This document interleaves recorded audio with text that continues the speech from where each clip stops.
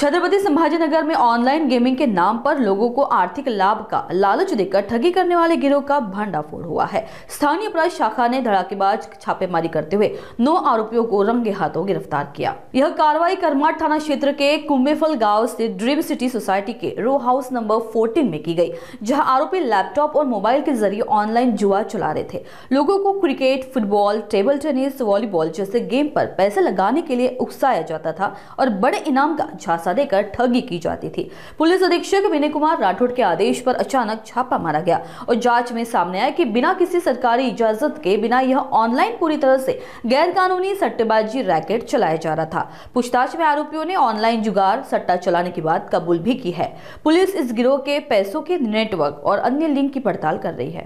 यांना आम्हाला माहिती मिळालेल्या गोपनीय माहितीच्या अनुसार आम्ही पी.आय. राजपूत LCB यांना आदेशित केलं की कुंभेफळ या ठिकाणी ड्रीम सिटी मधील रो हाऊसेस आहेत, त्यामधील रो हाऊस नंबर 14 या ठिकाणी ऑनलाइन गेमिंग चा एक रॅकेट चालू आहे अशी माहिती मिळाली होती। त्या अनुषंगाने आम्ही त्यांना आदेशित केलं। पी.आय. LCB त्याचबरोबर करमाड पोलीस स्टेशनचे जे इन्चार्ज आणि त्यांचे स्टाफ यांच्यासह सदर ठिकाणी छापा टाकण्यात आला।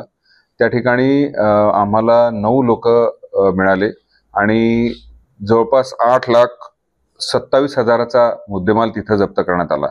जे 9 लोक मिळाले आहेत त्यांचे नावे पुढील प्रमाणे आहेत: सूरज पाचलोरे, वय 26, सिडको छत्रपती संभाजीनगर; प्रणव मानकर, सिडको छत्रपती संभाजीनगर; राहुल डनसेना, सूरज यादव, रोहन बिशम कुमार, शहबाद खान, वकील खान, हे सर्व राहणार छत्तीसगडचे। त्याचबरोबर महेंद्र नवग्रह हा छत्रपती संभाजीनगरचा, प्रतीक मोरे हा छत्रपती संभाजीनगरचा आणि सौरभ महाले हा सुद्धा छत्रपती संभाजीनगरचा। असे छत्रपती संभाजीनगरचे काही युवक आणि छत्तीसगडचे युवक मिळून हा ऑनलाइन गेमिंग रॅकेट चालवायचे। जे 8,27,000चा मुद्देमाल आहे त्यामध्ये 5 लॅपटॉप, 1 टॅब, 22 मोबाईल, 6 वेगवेगळ्या कंपनीजचे सिम कार्ड्स, जवळपास 21 वेगवेगळ्या बँकेचे ATM cards, 4 QR code scanner, debit card, credit card व कॅश जवळपास 35,000 असा एकूण 8,27,500चा मुद्देमाल हस्तगत करण्यात आले आहे।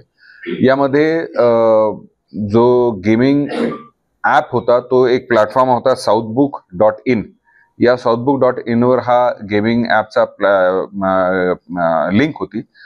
या लिंकद्वारे लोक जाऊन वेगवेगळ्या प्रकारचे गेम, जे बेसिकली गॅम्बलिंगचाच प्रकार होता, असं करायचे।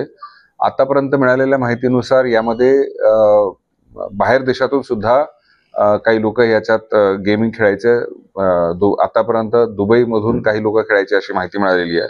यामध्ये एक आरोपी फरार आहे, त्याचा शोध चालू आहे। आज त्यांना पोलीस कस्टडीसाठी कोर्टात हजर केले असता 2 दिवसाची पोलीस कस्टडी मिळालेली आहे।